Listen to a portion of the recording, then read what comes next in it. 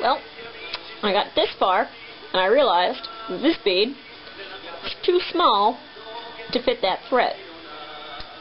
So I had to go and find a different thread bead that was roughly the right color, roughly the right shape, here. And then while I'm looking at it, I'm going, well, that's not a very good transition between the yellow and the green. So I went and found more beads. This is also why we have extra string. So we're going to have this kind of chartreuse color come in on that string. So yeah, I got to restring a whole bunch, but it's not like I have to restring the whole pattern. Because once you get, the top and you're stringing this going, oh, that doesn't look right. You take it all apart, and it's really kind of disheartening. You got to take it all apart. It's like an hour's worth, just bing on the tabletop back again. So it's good to double check while you're at this stage. So let me go fix this up, and we'll get going again. Okay, well, we've run into another small problem. These blue beads are too thick. And even though I'm using an E-bead, they're falling right through the middle of these. So what you got to do is you got to go find some other color. Clear's better, but it doesn't matter. Go find some smaller beads, and you're going to stack those in the middle of your problem bead until they hit the top, and then you add your normal bead and go back right up to the pattern. I gotta go find out where I put my white beads, so gonna fix that up. So I've got 2 of them strung, and now actually 3 of them strung, but I'm just gonna show you how to thread the last one. So we've got to keep it balanced. So this is a small one. It's only got 6 holes. So we're gonna it's hard to see. Pop it through the hole. Underneath, you don't want the thread to show as much as possible. Then back through the hole. You can use a needle for this if it helps, but sometimes the holes in these aren't very thick, so the needle will jam up, and you're better off just, stiffening the tip of your wire or your thread and just doing it.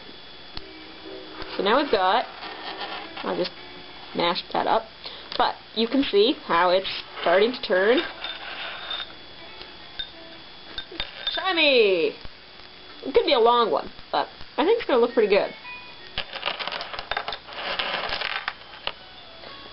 I've cut the thread for the knocker part. I actually have to find more beads for this because we'll see how it goes. The next part is you're going to tie all these together. What we're going to do is you're going to bead them. And if we have enough room, after beading and knotting, we're going to stick them through the empty hole and make a little dangle. Kind of look pretty. Well, this part is beaded. The knocker is all beaded. I mirrored the rainbow pattern until it hit the matching part. Except I made one little error. This is kind of common. You're going to find out that I misjudged up here. See this pink bead? It should be even with the pink plastic bit, but it's not. So we got to undo all that knotting, which is kind of annoying because this is where I said that the knotting is the second tricky part. And I always have problems here.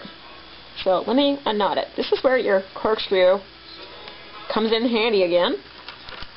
It doesn't wreck the threads. So you just kind of find the top knot, you loosen it.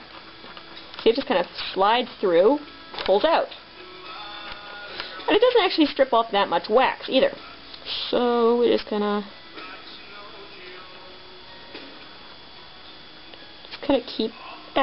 keep going until all the knots are loosened.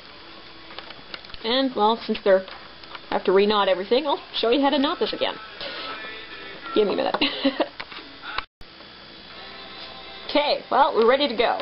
This is your last chance to tighten your threads against the plastic part. You don't want any slack. Some people say, oh, I'll leave the slack in there, but after being so thorough and getting so careful to keep everything equal, that kind of defeats the purpose. So, to tie, take your long thread and pick one of your side threads that you've beaded and just tie a knot. Then you go to your next one and you tie a knot. And, oops, don't get tangled up. It's really easy to do. We tie another knot.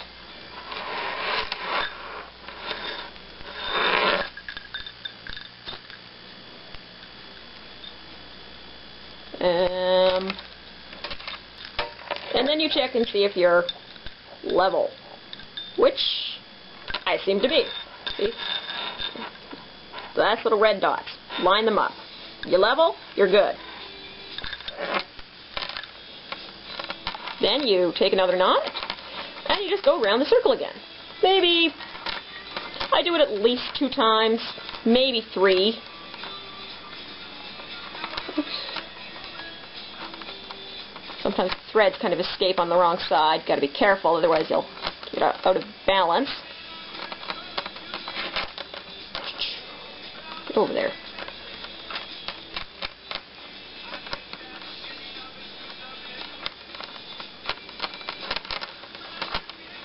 And because it's so long already, and I'm kind of low on thread up here, I should have given it another couple more inches. I'm just going to make, just maybe an inch, inch and a half ornament, and then I'm just going to tie it off. 1, 2, where did I leave? Oh, this one.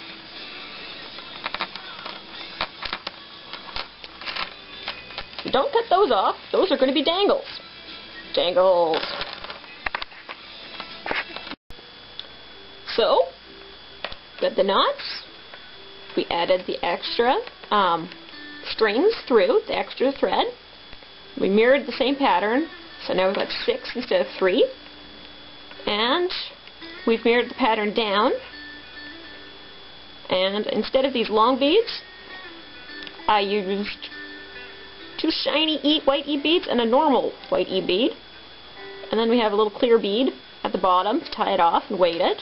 More seashells. So they don't have to be big dangles, but they look good. Now we're going to do the top part.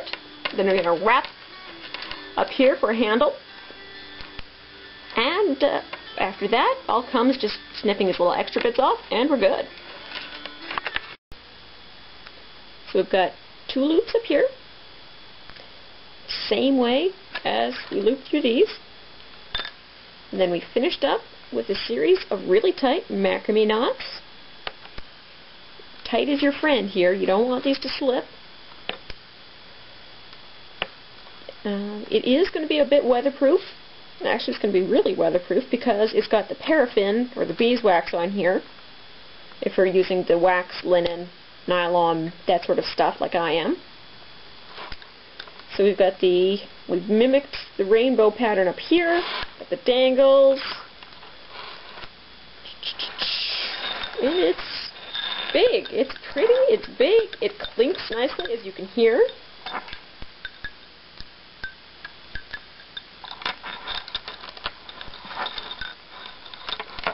The knocker's all done. I've mimicked the rainbow pattern there as well, all the way up to where it meets the regular pattern of beads. And hangs pretty good. It looks nice and even. I had a lot of fun making this. I hope you had fun watching this. So if you have a chance, give it a shot. It's fun to make. They look pretty. They clink nicely. And you know, they're great gifts for your friends or your kids, or just hanging out by your favorite chair and enjoy the summer. SacredOcelot signing off.